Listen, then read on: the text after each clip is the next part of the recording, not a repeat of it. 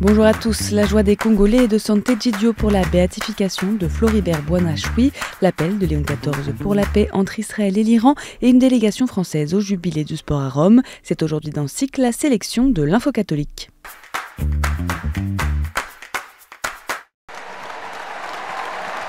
C'est une explosion de joie qui a retenti ce dimanche dans la basilique Saint-Paul hors les murs à Rome lors du dévoilement du portrait d'un nouveau bienheureux, le laïc congolais Floribert Boana-Choui, tué en 2007 pour avoir refusé de laisser passer à la douane des cargaisons de nourriture avariée en échange d'argent. Lors de la messe de béatification, en présence de nombreux Congolais, ainsi qu'une délégation de la communauté Santé Djidio où il était engagé, le cardinal Fridolin Ambongo, archevêque de Kinshasa, a rendu grâce pour ce modèle d'intégrité morale. La béatification de Floribert Boana-Choui au plus fort de la crise sécuritaire en République démocratique du Congo est un signe de la présence de Dieu qui se tient et marche au milieu de son peuple. Cette présence de Dieu nourrit notre espérance en une paix durable pour notre pays par la grâce de Dieu lui-même. Et ce lundi matin, plusieurs pèlerins congolais ayant participé à la béatification ont été reçus par le pape Léon XIV. Parmi eux se trouvaient la mère et les proches du nouveau bienheureux. Depuis vendredi dernier, les premières frappes d'Israël contre l'Iran, les tirs de missiles entre les deux pays s'intensifient. Lundi matin, on comptait déjà 24 morts du côté israélien et 224 du côté iranien. Des nouvelles qui soulèvent une forte préoccupation, s'est inquiété le pape Léon XIV à la fin de l'audience jubilaire de ce samedi. Devant les milliers de pèlerins réunis dans la basilique Saint-Pierre de Rome, le pape a appelé les deux parties à la responsabilité et à la raison. Si Israël justifie ses attaques comme ciblant le programme nucléaire iranien, Léon XIV insiste sur l'importance de la rencontre respectueuse et du dialogue sincère pour construire un monde plus sûr et libre de la menace nucléaire.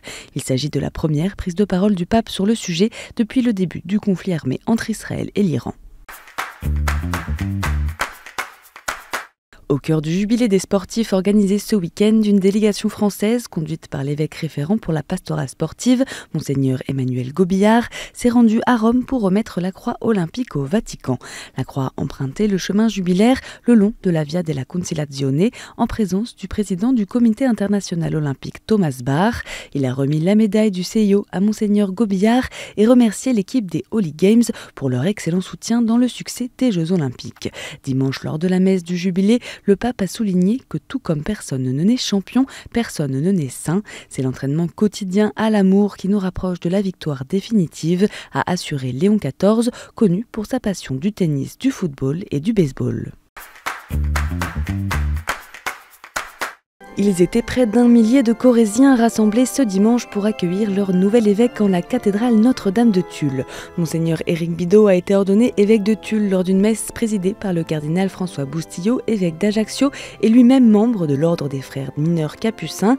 À l'issue de la célébration, le nouvel évêque a exhorté les fidèles corésiens à être des témoins de la victoire de l'amour. Soyons de ces témoins désarmés de la vie, plus forte que toute mort, la vie à connaître dès maintenant par la charité. À nous d'en être témoins fraternellement, aujourd'hui dans notre département de la Corrèze.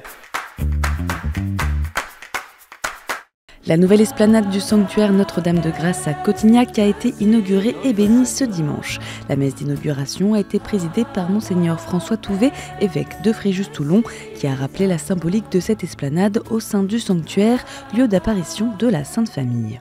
Cette esplanade est donc le signe de l'amour infini de Dieu qui nous ouvre les bras, la Sainte Famille qui nous accueille ici et qui nous rassemble en famille dans la foi. Après 4 ans de travaux, l'espace d'accueil ainsi que la nouvelle salle de conférence ont également été inaugurés. Dans la nuit de vendredi à samedi, le village de Yelewata, situé dans l'état de Benue au centre du Nigeria, a été victime d'une nouvelle attaque sanglante. C'est après avoir crié Allahu Akbar que des hommes armés ont tué plusieurs dizaines de déplacés venus des villages voisins, rapporte l'AED. Le diocèse de Makurdi comptabilise 200 personnes massacrées. La région, à 95% catholique, connaît une vague de violence touchant particulièrement les communautés chrétiennes rurales. Selon l'AED, les responsables ecclésiaux dénoncent un plan djihadiste en cours pour pour s'emparer des terres et vider la région de sa présence chrétienne. Et en bref, le diocèse de Nevers a célébré ce samedi les 100 ans de la béatification de Sainte Bernadette. La messe solennelle présidée par Monseigneur Grégoire Drouot a été suivie d'une démarche jubilaire et d'une conférence. Le sanctuaire de Lourdes était en communion avec celui de Nevers. La messe d'action de grâce a été célébrée dans la grotte des apparitions et clôturé le triduum organisé pour le centenaire. Les Scouts et Guides de France ont accueilli leur nouvelle présidente Marine Rosset, élue samedi lors de l'Assemblée générale. L'ancienne vice-présidente a donné les 3 convictions qui guideront son mandat, la foi, l'engagement et oser l'accueil. Alors que se déroulaient les célèbres 24 heures du Mans, plus de 100 spectateurs ont assisté à la messe célébrée par Monseigneur Jean-Pierre Vuillemin dimanche matin. Le circuit est le seul au monde à accueillir une célébration religieuse. Cette tradition, en partenariat avec les Scouts et Guides de France, remonte au début de la mythique course automobile. La messe a aussi été célébrée à l'intention des victimes de l'accident de car mortel survenu vendredi à quelques kilomètres du circuit. Près de 600 jeunes se sont rassemblés pour la 38e édition du rassemblement diocésain de Téné à Bourail en Nouvelle-Calédonie. Durant une semaine, ils ont participé à des ateliers et des temps de prière. Samedi, les jeunes du diocèse de Nouméa se sont mis en marche pour le pèlerinage avant d'assister à la messe de clôture dimanche. Cette année, le rassemblement était placé sous le signe du jubilé de l'Espérance.